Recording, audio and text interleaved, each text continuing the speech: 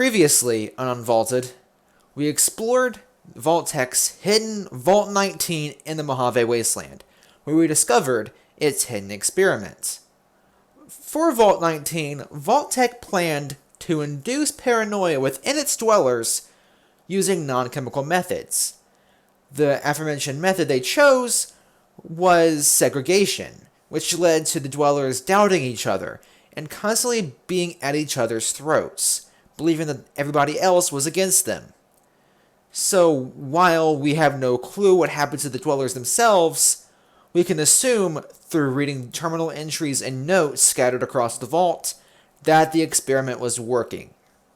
However, during the events of Fallout 2, we come across a terminal in the California wastes talking about Vault-Tech's experiments.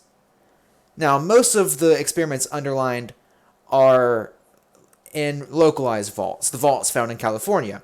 However, one particular entry highlights a vault on the East Coast, which shares an experiment with Vault 19. However, its methods of inducing paranoia were drastically different than Vault 19's. For Vault 19, there were no chemical agents being used. For this other vault, there were. However, the question remains, where is this vault? We find our answer one day while exploring the Capital Wasteland. We stumble upon a group of Brotherhood outcasts in a robo-brain. After being insulted by one of the patrolmen, we can contemplate blowing his brains out. However, being a solo wanderer against 3 heavily armed and armored opposition and a robo-brain, a fight with them is ill-advisable.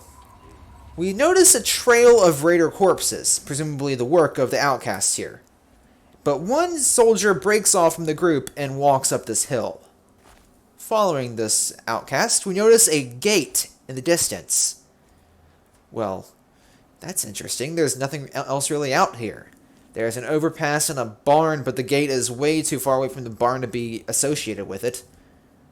Why don't you go bother the Brotherhood or something? Yeah, cool, thanks, outcasts. But you've led me in the right direction. Heading up this hill, we can go investigate this fence. Passing by some ruined trees and some rocks, there's a pile of rubble ahead of us. But approaching the fence, there's a sign. What does it say? We recognize that symbol. Fallout shelter. Was this? This has to be. Vault-Tech set up a vault here, but what is it? Creeping closer to the shack door, we can enter the entryway to Vault 106. Entering the cave, we see barrels and other garbage littered across the cave floor. There is a large storage crate leaning up against the door. But there it is, Vault 106. Was this the vault that the Vault-Tech terminal in California told us about? Pushing the control pod, the door opens.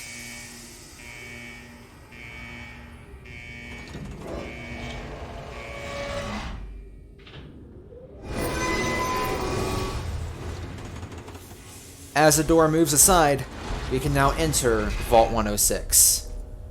The electricity in this place is gone. The entryway is dark and is just as filthy as the cave outside. Flip tables, tin cans, barrels, wood, shelves, flipped over chairs, and blood are all scattered across the floor. Whatever happened here wasn't pretty. The blood continues over to a set of lockers, which are old and rusted. Opening up one, we find crutches and cigarettes. That's interesting. Leather armor. And mercenary armor. Could this have been Vault Security? Could Vault Security have used these lockers? Well, Vault Security is long gone now, if the blood is any indication. Well, this is a mess, and we haven't even figured out what's going on here. We can head into the examination room, or the main entryway room here, but the console here is blasted out. We can't do anything with it. And it's also just as disgusting. Man, this place is dark. Walk into this first room here. There are a series of pipes snaking across the room. Some are still excreting a strange gas. Uh-oh. There's a door ahead of us. Busted. And on top of a leaned over shelf. Whatever's in that room, we're not going to be able to get to. There's still a toolbox hanging around up here and some valves. Or vents, but we can't do anything with that. Opening a door to our right, we see... Oh, more blood. And more vents. Opening the next door through this hallway, we enter an interesting little intersection. There's a door in front of us and a door to our right. But our Pip-Boy compass lights up. We're not alone. Question is, have raiders moved in? Has this vault become overrun by creatures? In any case, though, the enemy is gone, and we can unlock this door with our lock-picking skill. Our weapon is still drawn, though, because that Pip-Boy ping has come back up. We can contemplate going down this hallway, but this leads someplace else, and I kind of want to see what's in this first room before we head down that way. Entering this room, oh dear, we find our first bodies. Skeletons, both lying next to laser pistols. They either killed themselves or went down in a blaze of glory. Against what, though? Oh my. Well, this is going to take some research. But there are tables and things knocked over as a form of barricade. There's a terminal here too, but my character's too stupid to read it, so I'll go ahead and summarize. As we overlook this grisly scene, let's go ahead and deduce what's going on in this terminal. Well, the terminal has a singular entry, an intramail, to be precise, sent from the Overseer to pretty much anybody in the vault. This intramail described an issue with the air ventilation, where there was going to be some issues with it, but they were resolved. However, the Overseer did mention that there might be a strange smell following the faulty ventilation, and if anybody feels weird, they should go talk to a doctor. It sounds all fine and dandy on a surface level, but after knowing what we know from that terminal in California, this might be where we start seeing this vault's experiment. So, checking out these lockers, they are empty. It is time to face who or whatever is still accompanying this vault after unintentionally knocking over one of the skeletons. Sorry, pal. Didn't mean to desecrate a grave. Heading out the room. Oh, did we miss anything? We can finally draw our weapon. Oh, there's blood on the floor. And we enter into an interesting little intersection, both ways leading to a staircase leading down. Let's head to the right and kill whatever's down here first. Hold up. I hear footsteps. And it's going the other way. Alright. Well, we're going to have to play hunting. Let's grab a sword. I don't want to waste ammo on a potential bloatfly or something. As we descend the stairs, the world turns blue. And a voice? Who's here? The door opens. And a vault dweller runs at us. Our Pip-Boy labels him as an insane survivor. And he has a Chinese broadsword. Well, he's dead now. But sure enough, he's wearing a Vault 106 jumpsuit. Well, we can head to the room to our right, which is a ruined science lab. The room that the Vault Dweller was in is also another ruined science lab. Nothing of use in here. Broken terminals, broken servers. There's a lot of other garbage. But nothing of use. We hear more voices. Deal with that later. In this room, there are lockers with more mercenary armor, scrap metal, and metal armor. Potential security, I don't know. Over here, there's something peeking out from this book. Pushing the book aside, there's a note. Torn out journal entry. For some reason today, the air is different. I can't quite place it, but the air tastes a little blue, I guess? As weird as that sounds, the air tastes blue. Blue like my suit. It kind of rhymes. Weird. Weird beard. I always wanted to be a beatnik, but the pants are too tight. What the heck? Closing down our Pip-Boy. That was weird. Something's wrong here. The world turned blue, like our suit. Oh, it's blue again. And scientists? Hold up, what? We'll figure out what's going on there first. Entering the room to our left, we find more garbage and ruined machines. Entering the room to our right, same case. Lots of broken down machines. And this is one of the rooms where one of those scientists entered, but the scientist is gone now.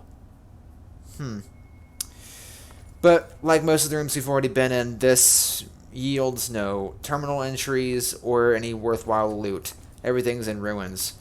Heading down the hallway, the door to our right leads back into where we were. Alright, that's a waste of time.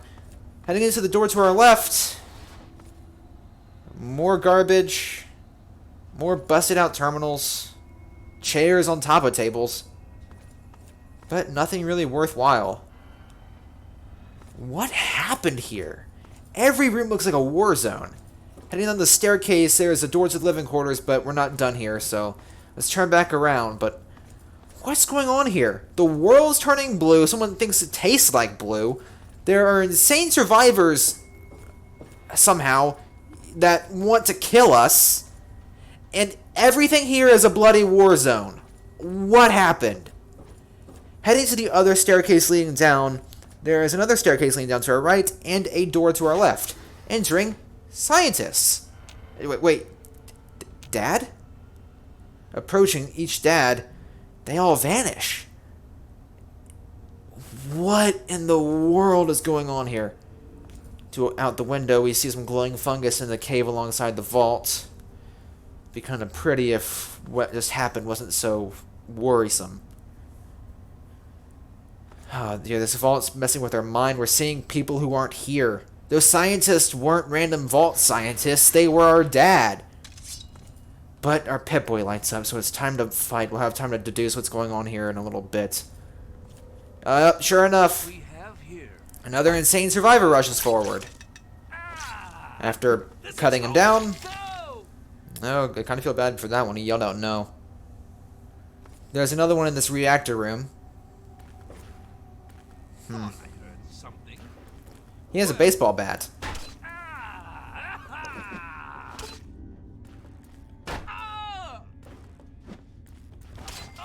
After dealing with him, we could always take the jumpsuit for ourselves. We notice that his legs are swollen. Either he hasn't missed leg day or he's sick. Deducing by his strange aggression, I'm deducing sickness. If we take off the jumpsuit of this dude, swollen legs as well. That could very well be either weird textures or him just being very fit. But if he is indeed sick, that could explain his aggression. But I don't really need two jumpsuits. I'm going to give you yours back. Let's head back into the reactor room first. Terminal doesn't work. We already find out that one of the doors down here just led back into the reactor room, so that saved us some effort. This reactor room is in shambles. The reactor still works, however, it doesn't seem to be powerful enough to maintain stable electricity throughout the vault. There are some lights that work, however, they aren't that great quality. And comparing it to the other vault in the Capital Wasteland we've been to, that being Vault 112, which was almost in pristine condition, this doesn't really stack up to that at all. The other door led to a storage room with some knives, leather armor, but we're in power armor, so we don't really need that. But that wraps up the first floor. And now it's time to head back towards the staircase leading downwards to explore the living quarters of Vault 106. Did I miss anything? No. Alright, moving on.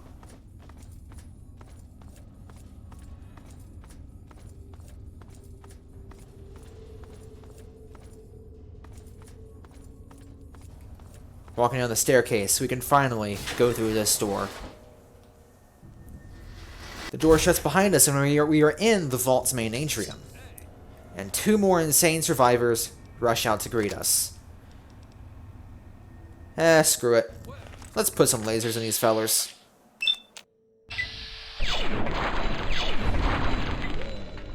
One down, 1 to go. But wait, where did he go? Oh, there he is. Sorry, pal. I'm sure you were nice in a different lifetime, but... Yeesh. They love their melee weapons. After leveling up, we can walk down this direction. It's an utter war zone. Tables knocked down as barricades all over the place, all defending the Overseer's office. We find some books, a lot of unused booze, and another note. Scribbles. Scribblety bibblety, hoodly hoo, wing wing brick-a-bang, choo choo choo. Upside up popsicle tastes like blue? Ghost in the hall go boo boo boo. Okay, either we stumbled upon a kindergartner's first attempt at poetry, or this vault experiment is in full effect. I'm starting to think that the insane survivors and the 2 strange notes we found thus far, yeah, this is the vault that the terminal in California hinted at. The mental capacity of these individuals has gone.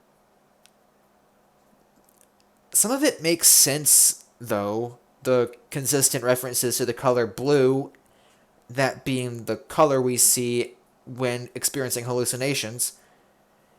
And Ghost in the Hall? Maybe that could be the references of us seeing our dad or dads, seeing as he has ghost clones. So perhaps he is, or this dweller is writing down first just nonsense, but also writing down potentially poetry from experience, because he might be seeing clones of people he knows, and the whole world goes blue when he has these hallucinations. We don't know. But in any case, oh, this is messed up. Closing out of our Pip-Boy. If my character wasn't fresh out of 101, I could probably open this door if I picked it, but my character is stupid and not very good at anything, so we'll have to see if we can find a key card or password or something somewhere. Heading across the bridge, we can enter what appears to be a classroom. There are desks knocked over, smaller chairs knocked over, lockers empty, a desk with some junk, and a projector. This more likely was indeed a classroom, but no one's doing any learning here anymore. Then across the way from here is another ruined server room. Papers scattered across the floor, but none of them are readable. Heading down this hallway, we see, what is this? Opening this door. Oh, there's another feller in here. Sorry, pal. Go to sleep. Be better than being awake in this place. Good lord. Alright, so this room is another ruined server room. But let's swap back over to our sword, shall we? Sheathing it. A lot of garbage, nothing really of use. We can peer out into the cave again. This time it's a much more open section. Be kind of curious to see what could be seen of the vault from the cave. Not much, but it'd be kind of an interesting perspective, kind of like we got to see in 19. But other than that, not too much to see here. Although there is a couple lockers. There are a couple lockers, one laying down with a Wasteland Legend outfit. Something I had legitimately never seen before, so I picked it up to see what it looked like. Let's see. Oh, that's kind of cool looking. Sticking with the power armor, though. After finishing up our fashion show, we can head back down the hallway. Some of these vents are indeed pouring out gas, which confirms my theory that, yeah, something's going on here. And that this is the vault using the physical side of things, or biological, chemical side of things, to induce paranoia. The door straight ahead of us from across this bridge leads into another stairwell leading down. Hopefully this will lead us to the bottom side of the atrium.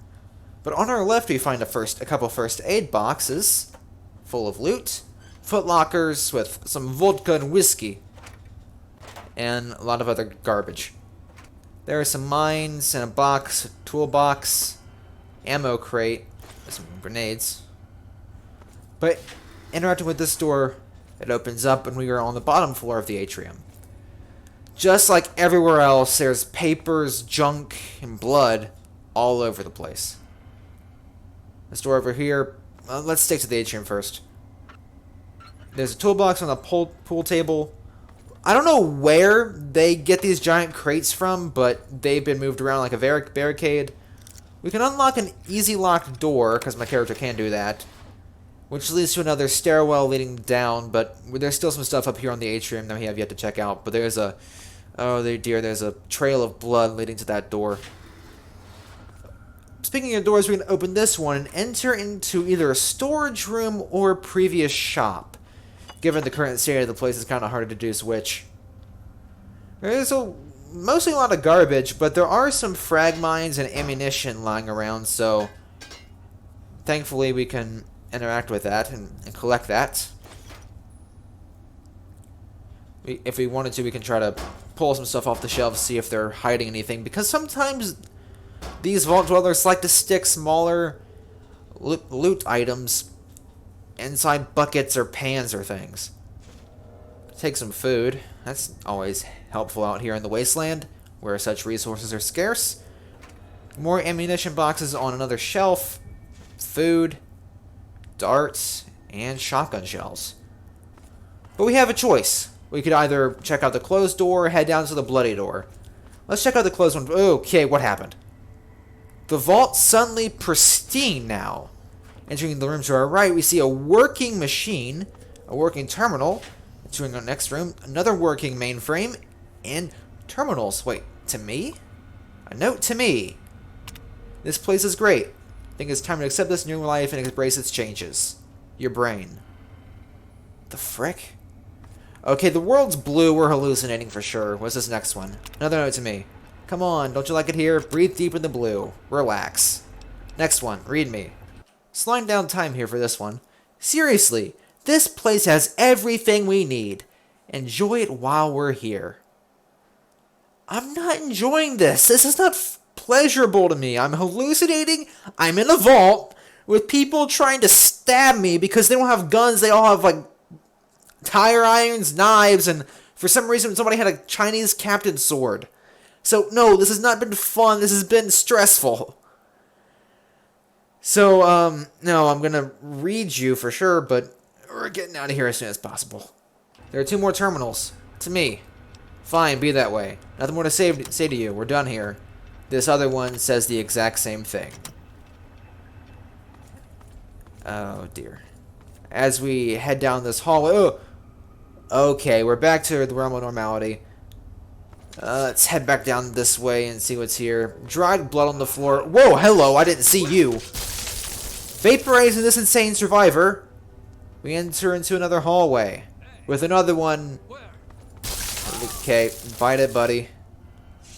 We can peer into what looks to be a security room or an observation room looking into here. I'm going to start checking the corpses of these guys to see if they have any indication on how to get into the overseer's office. The door opens, and people run at us, but vanish into thin air as they get close and are replaced with a shopping cart. Okay, this is weird. Door to our right. That leads to a staircase down.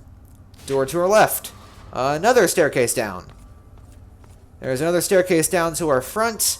Heading down it. Okay. Oh, hello. Look what we have here. Neither of us are the greatest melee fighters.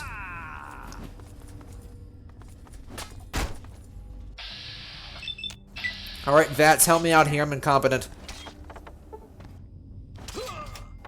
Alright, pal, I'm sorry. But again, no hints on the overseer's office. This door is locked. We can't get in there. Door ahead of us. We are finally in the vault living quarters. Not much to see here. There's some ammo on a desk. There's a locker with some combat armor. This other room is open. We can sleep in the beds here if we want to, but I don't trust this place enough to. I'll get stabbed in my sleep. But back to the closed door, there's a note on the ground. To anyone who gets this. This note is written by a very scared vault dweller. I don't know what happened. All of a sudden, everyone just started acting strange. The overseer told us to lock ourselves into our room and wait until security gets the riffraff under control, so that's what I'm doing. I managed to catch the security chief on his way past, and apparently the weirdos are so out of their head they can't read. So if you're not affected by this, say the word Fanzini, and I'll let you in. Oh dear. Well, unless this happened recently, I don't think anybody's going to respond to the word Fanzini, or whatever it is. Oh no. Oh no.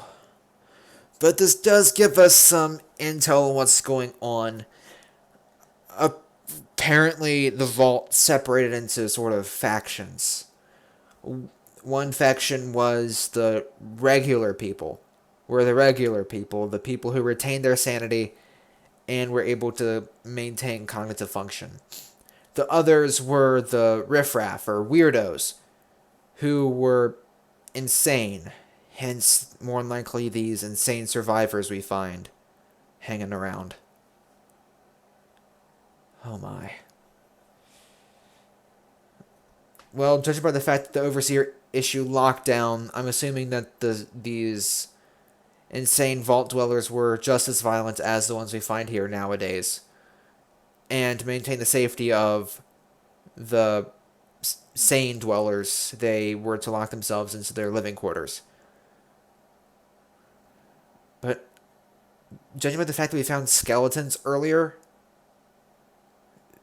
these bodies have decayed. The people who died here died a long time ago. I'm a bit confused on the insane survivors, but we'll talk about them in a bit more depth later. But the original dead were murdered a long time ago. So chances are that whoever lurks or lived behind this door, I don't think they're still here. But we'll have to wait and see. Turning around and head back up the staircase, an insane survivor has wandered up here from one of the other stairwells. Let's put this dude down. At this point, I kind of feel bad for him. To our right, there's a bathroom. Okay. Let's check around here, because sometimes they'll have medkits, so judging by how often we're getting attacked, a medkit would be very much appreciated. Nothing's hidden in the stalls. Oh wait, there's one more to check. Nope, nothing. Heading back out and turning around, we have two options, a male dorm and a female dorm. Heading down the stairwell here. Make sure we don't get jumped from behind. We enter more living quarters, but just as those previous, all wrecked. There's a safe, but nothing is in it. Heading down this way, there's another closed door, which would be to our straight coming down the first staircase. Lockers, but they're empty. A double bed, so whoever lived here was more likely married, or were in a relationship with that person. There's a bottle cap on a desk, and Feel the Love Man on a desk. Oh man, I just had to get my thoughts on paper, man. Otherwise the cat in my head forgets, man. The sky is as blue as it used to be. I'm so happy to be here, and my roomies are flailing around in the love mist. I can't remember what I was doing before, but man, is it great here now. I never thought about it like this before, but the walls just need somebody to love too, man. We go from insanity to hippies. Well, whatever floats your boat, pal, as long as you ain't murdering people. Interesting to see how this experiment affected different people differently. You can show this plate to love by eating it across the room, but also notice how the pipes snake above us in every room and corridor we venture into. This gas was everywhere. Heading down to the other dorm, we enter another living quarters with nothing in it. Another living quarters, the dressers are unusable, and there aren't any notes or anything, so heading back up. We can turn back around. Let's take one more peek down here and see if I can't figure out how to get into this locked door. Using some totally legitimate methods, we find, dear Lord, a child skeleton laying on a bed, and presumably their parents laying side by side dead in bed. Dear Lord, they more than likely starved to death, seeing as this door was left locked for many years. Oh, dear Lord. Pausing at this grisly scene again. I know I didn't spend a lot of time looking around this room in great detail, so we're going to take a moment to debrief. This is one of the few times we actually find a child skeleton anywhere. More than likely, this family locked themselves into this room. One of the parents wrote a note to anybody who read this or received it. Wrote a note to anybody sane enough to still have their reading comprehension skills. Slid it underneath their door and then locked themselves in. Clearly, the psychos took over the vault. The security team lost. Overseer is more than likely gone too. All that's left are the wackos.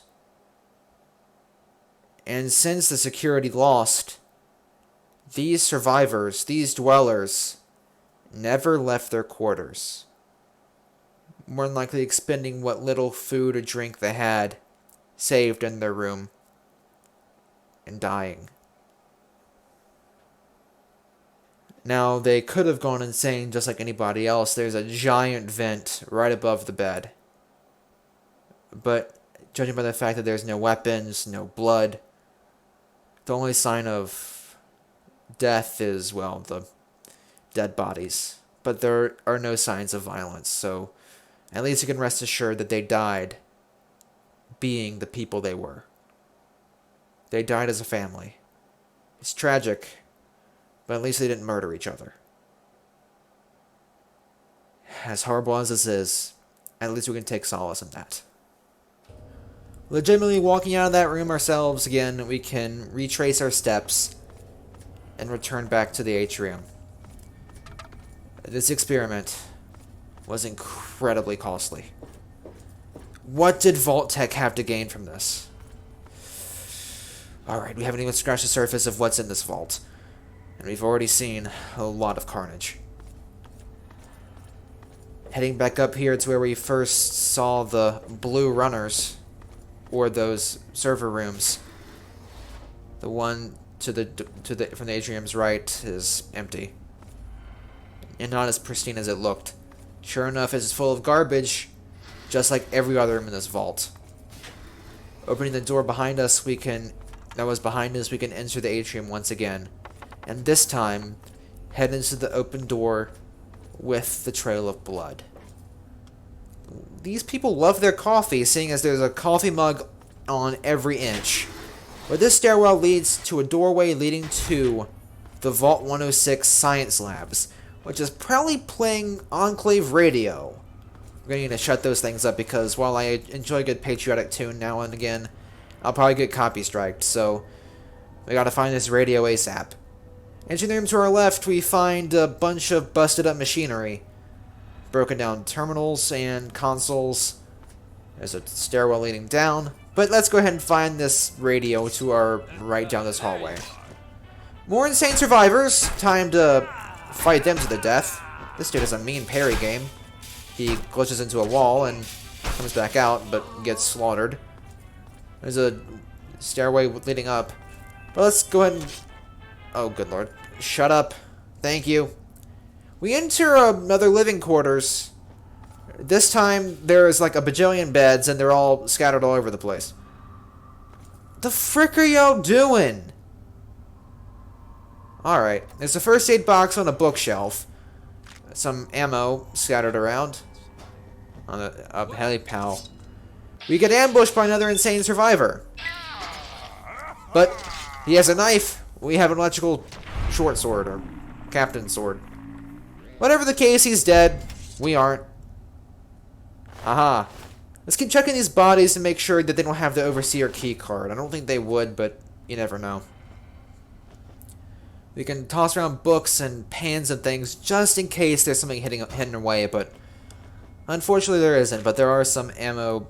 There's a box of ammo stuck inside a bed for some reason, so we can take those. Extra shots. Leaving the living quarters, we can head up the staircase here, where we enter into a large ruined server room. Look what we have here. Alright. Be gone, son of a biscuit eater! As the feller vaporizes... Oh, hello. There's another one. I don't really want to waste too much durability with my sword, so... actually... 10 mils useless. I got an idea. Nah, actually no. Hunting rifle. That'll make sense. Alright, pal, eat lead.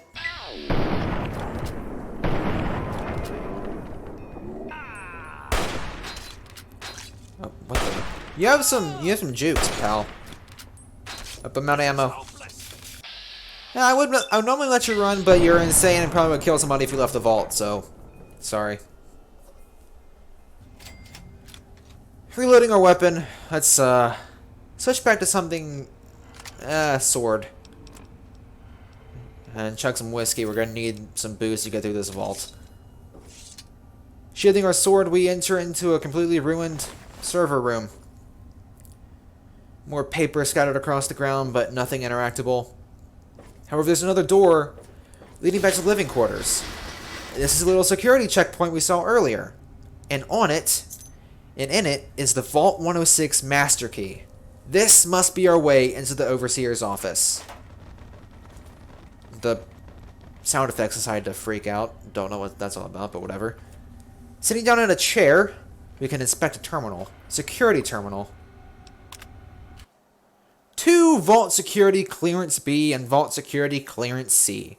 Today at 15:30, we are initiating control sequence 46-2A. We are unsure of the full effects of the gas release, so we request that anyone receiving this message head to their designated locations as noted in your C11 form. The assigned locations were chosen for cover and safety they provide, so do not vacate them unless dire circumstances arise. Remember to handle anyone acting abnormally according to the guidelines provided, and most importantly, immediately call for medical assistance. We thank you for your assistance during this brief test and assure you that the control is non-lethal and will be cleared from the air before 16 o'clock. Sincerely, or regards, or whatever you want to put in front of that, the Overseer. And there we go, the first real concrete evidence of the experiment other than the, well, physical side of things. Here we have it written in stone. The vents scattered across the vaults were pumping out chemicals that turned people insane. It started out as a brief test, but either extended or repeated tests caused people to go insane, or that first test was potent enough to screw over the vault from the start. After that one singular test. Of how quickly things changed, we don't really know, since most of the Vault Dwellers' personal terminals are all defunct and broken, and most of the notes we found, minus the one written by that terrified family, were all, well, scribbles, hippie talk, or somebody's attempt at poetry. we aren't able to piece together a time frame of events. Either this happened soon after the vault door closed, after the Great War started, or this started years after the vault closed, and there's a certain period of time where the vault proceeded as normal, and there was like regular communication, regular communities forming, and then suddenly, okay, let's just start pumping gas through it. We don't get that time frame here, which is unfortunate, but this vault is completely in ruins, so the few pieces of evidence we get are incredibly vital to piecing together what went on here, other than the visual storytelling we get. So either this was the first of many, and that the continual exposure to the gases caused the insanity, or this one test was that bad that it divided the vault from the get-go. Regardless, we know that this vault experiment was paranoia through gas, and the Overseer was briefing security on how to deal with people who might lose it briefly, or might act as is stated abnormally. At least the Overseer was kind enough to tell the security guards to get these vault dwellers some medical assistance and medical help, because at the very least there's some, and I emphasize some, meaning very little, humaneness to it all, where the Overseer seems to vaguely care enough about the vault dwellers' well-being. Maybe not to the point where he genuinely cares about them, but at least wants to keep them alive longer than just a singular test. In any case, this is horrible. And we, again, scattered across the vault, get to see how this all resulted. Closing off the terminal, we can stand back up, turn around, and enter the science labs once again. Passing by these ruined consoles, we can head back down the staircase past the insane survivor. We hear another one, talk in the distance. There's a covered up room in here, can't get there yet. But heading down the staircase this time, we enter into another couple hallways. An insane survivor rushes us from the room ahead. After putting him down, sorry pal, this thing is has quite the shocking impact on people. We enter another ruined server room. There's, once again, nothing of interest immediately here, but there's a toolbox with some random junk, clipboards on top of terminals, but on top of a ruined console we find an issue of Tumblr's Today, which will increase our lockpicking skill upon reading the magazine. So let's go ahead and use that. Sweet. Maybe that'll help us down the road. Yeah, we're wasting time. Let's go. Heading down the hallway, there's a door to our left. We can open that. Oh, fellow with a lead pipe. Ow. Alright, pal. We enter into a makeshift clinic, which is a mess. There's server rooms and there are servers and consoles in here for some reason. There's a ventilator on top of one of the examination tables. This clinic was either established in the wake of all these attacks, or just wasn't really well thought out. Heading down the corner, we see more blood, more dried blood on the floor, and we enter a spiral staircase. We enter another reactor room. We see another red ping on our compass. Hello? We get attacked by another dude with a baseball bat, labeled Survivor. This dude's not insane. He's wearing a Vault-Tec lab coat, but he has a Raider-esque haircut. I'm gonna go into defense mode here to get a better look at this dude. Yeah, he's wearing a Vault-Tec lab coat, a vault suit, but he's labeled as Survivor. He's sane. Oh, now we start hallucinating. The tunnel stakes attack us with switchblades. After cutting through the hallucinations, we can fight the Survivor again. Well, sorry, pal, but you attacked me first. I'm not gonna kill us. Okay, now he's pulling his weapon out again. Alright. And now he's invisible, and the world's hallucinating again. Oh, there's a cave over here. We're going to have to check that out in a little bit. Let's head back over here, see if the hallucinations will start back.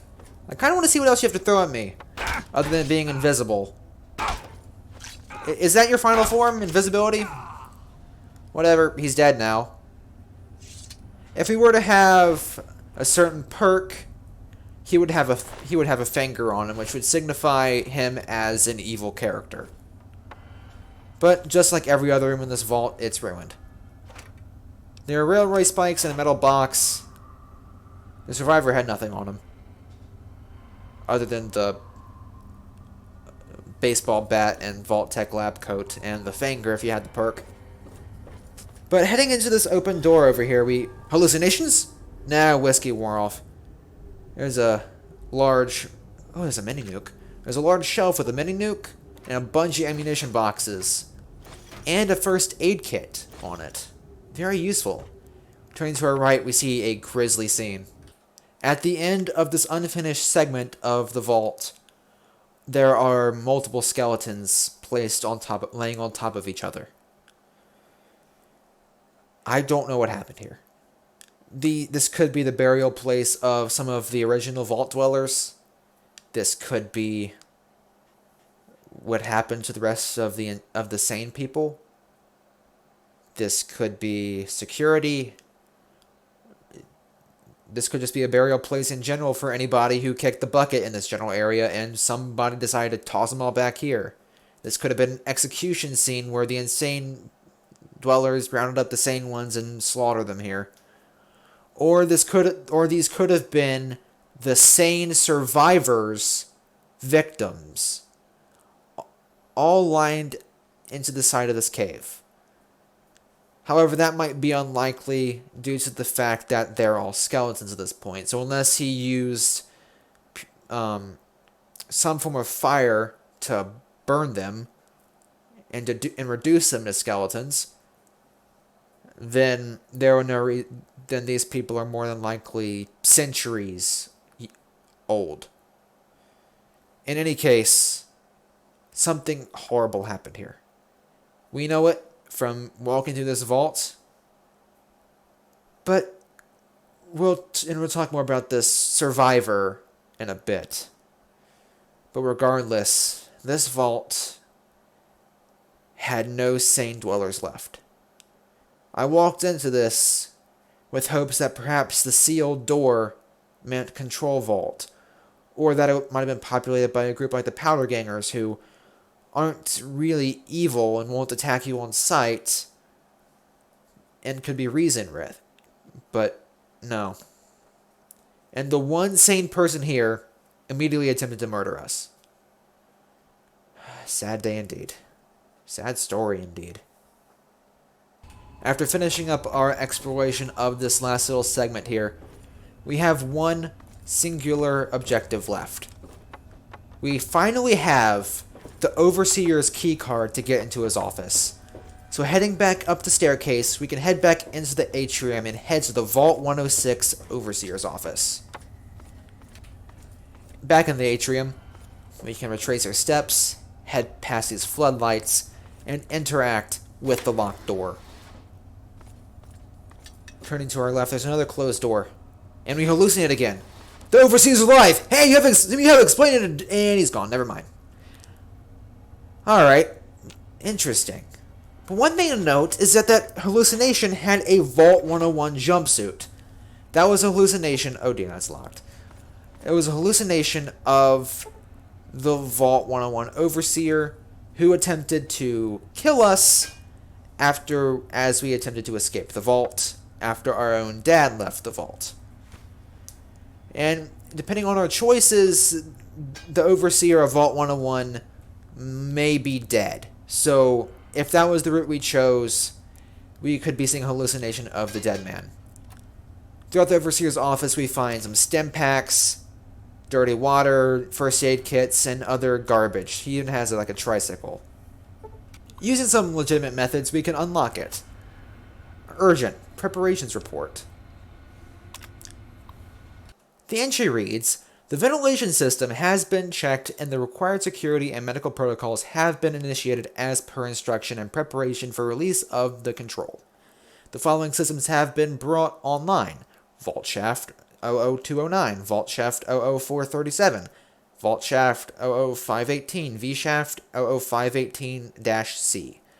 The following systems have been disconnected: V Shaft 14A through D, V Shaft 83A through D.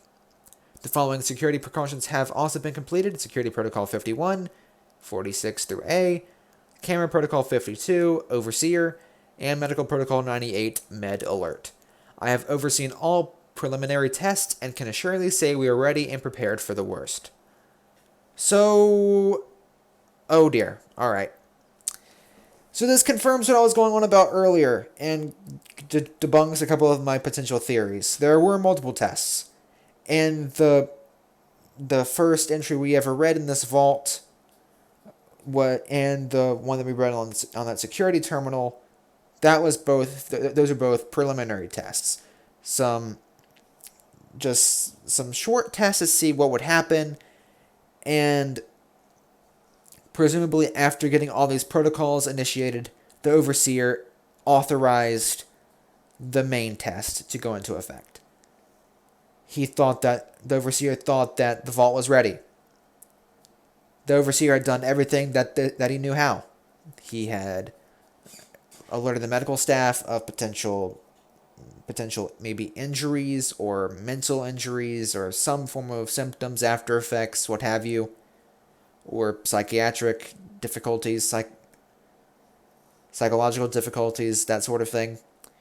He had activated all security cameras so he could oversee the happenings of the vault, and he alerted all security officers, as we already know from earlier, to be on the lookout for people acting abnormally.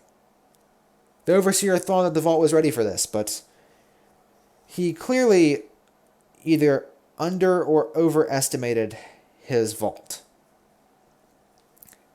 He overestimated the fact that he thought his vault security and staff could handle it, but he underestimated the power and potency of the chemicals being pumped through the ventilation system.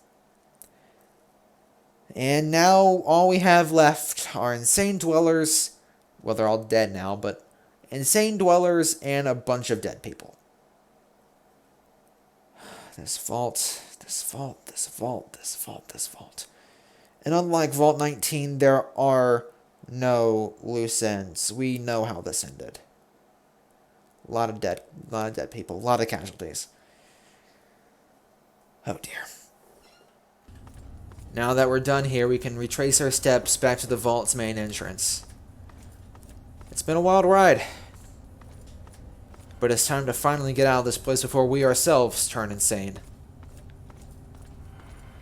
Vault 106 may very well be one of the worst we've been in yet. Not just referring to the experiment, but also its physical condition. The place is entirely run down. Although, of course, the experiment was bad too. But let's go ahead and lock this place down so nobody can leave or enter again.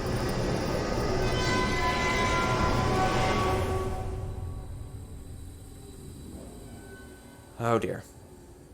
Time to get out of here, shall we? So let's get conversing here. What happened? Well, we've already figured out what happened. Vault 106 was almost exactly like Vault 19. Both vaults experimented with inducing paranoia within its dwellers. However, 19 chose non-chemical methods, 106 chose very chemical methods. Pumping gas through each chamber, room, you name it, of the vault, so that every single citizen would be exposed. Some had adverse effects and turned insane, others didn't, and were either murdered by those insane or locked themselves into their own living quarters until they starved to death. The Overseer is dead, and the science crew is dead. All that are left are insane survivors. Now this raises some questions. Are these insane survivors indeed survivors? Are these insane survivors, residents of the vault. Well, judging by all the skeletons, the violence took place many years ago. At the minimum, decades. So, either those insane were healthy enough to reproduce, that the chemicals didn't sterilize them, and even after all these years, the insane survivors repopulated the vault with their own insanity, and that this was the final generation of Vault 106 dwellers. Those living amongst the ruins, attacking anybody who dares enter. But I'm not entirely sure of that. Because we don't see any women. All the insane survivors encountered are men. So, they couldn't have reproduced unless there's another Vault 75 type thing going on here that wasn't discussed. So, these dwellers more than likely weren't actually dwellers. They were just temporary inhabitants. And my guess is, judging by that survivor character encountered, they were raiders who somehow stumbled into the vault. One of them had to have a Pip-Boy, so potentially could have been a vault dweller of another vault. Maybe they could have opened up the vault with a Pip-Boy. Maybe it was a certain other type of vault dweller that we will encounter later in the series. Maybe they were able to convince that to open the door for them. Although, judging by the Operation Anchorage DLC and our adventures with the Outcasts, that type of dweller, those types of dwellers, aren't very cooperative. So, more than likely, unless the control pods work differently here in the Capital Wasteland, more than likely this bunch of raiders had a Pip-Boy, either through stealing or one of them being a former vault dweller. The survivor character was the only sane one of them all. Now, there's another question here. Has the vault been pumping these chemicals for 200 years? If so, where are they coming from? How come they haven't run out yet? My theory is no. My theory is that after the vault took a turn for the worse, the overseer or science staff or anybody still sane enough to operate it shut down the chemicals. A bit too late, but they shut them down. The sane dweller, the sane survivor, more than likely was the leader of this raider gang. But he had some intelligence. He understood potentially what was going down here. He donned a full-on Vault-Tech lab coat and ventured down to the deepest layer of the vault and hid down there. His gang took up residence in the vault and helped themselves to any supplies that were left over. But either by accident or out of curiosity after reading over the vault's experiment, my theory is that the raider gang's leader turned the chems back on and pumped the gases back through the vault, turning his own group into these insane survivors, into these insane dwellers, and causing them to become hostile to anything that entered the vault. At that point, maybe they could be even more obedient if he could convince them to do his bidding. Or perhaps he just wanted to see what would happen. Maybe the chems induced Vault Dweller-esque instincts into the Raider gang. They all donned vault suits and made themselves at home. That's just a theory, though. I don't really know. But it would explain why the gases, they still have enough gases to continue pumping them for 200 years. They weren't actually being pumped constantly for 200 years, but instead took a break and were only recently reactivated. Another point I have in favor of this theory is that none of the insane survivors have Pip-Boys. Which means that these people came from the outside. Nobody had a Pip-Boy on. So either the person who got him in here died and the Pip-Boy was lost, or perhaps the control pods here in the Capital Waste work differently than those found in West Virginia or the Commonwealth of Massachusetts. But none of these insane survivors have Pip-Boys.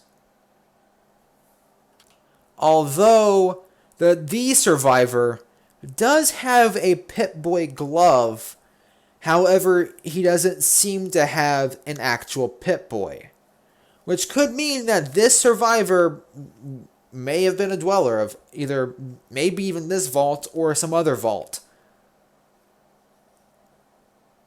But his Pip-Boy no longer, either he doesn't have it anymore, got lost, or is damaged, or whatever. It may be unlikely, it may be likely, I don't know. But he does have part of a Pip-Boy glove. Now, the vault has remained sealed for many years. So more than likely, the raiders who moved in closed the door behind them to prevent anybody from following them in. But clearly, they lost it. They're insane. They've all gone insane. And all they can do now is attack at random. The story of Vault 106 is that of immense tragedy. As formerly mentioned, unlike Vault 19, there are no loopholes, and there are no potential happy endings. Where we could potentially assume that, oh, maybe the dwellers of Vault 19 made a mass exodus after the sulfur caves blew up. Maybe those who survived the explosion and the creature invasion were able to escape through either the main vault entrance, leaving it open for the powder gangers to find later on, or through that ladder found in the cave section, and maybe went on to integrate into New Vegas, or form their own community someplace else, or spread out, integrate into other communities. We don't know. But with this vault, there is a very clear-cut ending. All the dwellers are dead, replaced by more than likely raiders who face the same fate they did. It's a horrific story. And one thing that we can take away from this is, unlike with New Vegas, or unlike with 19, we can say, oh, just remember, guys, segregation is very harmful and can lead to people constantly being at each other's throats, potential violence. We can see that in the real world. This doesn't really have any real moral lesson except to show how dangerous chemical warfare and chemicals can be to people, and how influential they can be on somebody's mindset. But that, my friends, is the full story of Vault 106 and the people who used to live there, and its current dwellers. This was a harrowing experience, and I'm sure it would be for the Lone Wanderer as well, especially since this more than likely would be the first vault you stumble into following your escape from 101. While you had some bad blood with the Overseer, you might not have had too much of a bad opinion of Vault Tech. But seeing what they were capable of with 106 might have shaken the Wanderer's faith in the company that gave him a home. In any case, regardless of who it is, whether it be the Lone Wanderer or anybody else, this will be a very harrowing experience. To walk through a vault, be hallucinating, seeing images of your father. It can be very terrifying. But Vault 106 is again a story of tragedy with no happy ending. But that is it. That is the full story of Vault-Tec Sinister Vault 106. I'm curious to know in the comment section down below your thoughts on this vault. What do you think about its story? Atmosphere? Who do you think the survivor character is? Do you think my own theory? Do you think that's anywhere near accurate? Or do you have your own assumptions on the matter? Let me know your thoughts in the comment section down below. But more importantly, I want to say thank you all for tuning into this video. This series, while being a lot of work, is also a lot of fun. And I appreciate you all tuning in and providing your support. So thank you all for making this series possible. And for enjoying it as I hope you are enjoying it. Enjoy the fruits of my labor. But in any case, thank you all for tuning in. And as always, Maxusthebeast is out.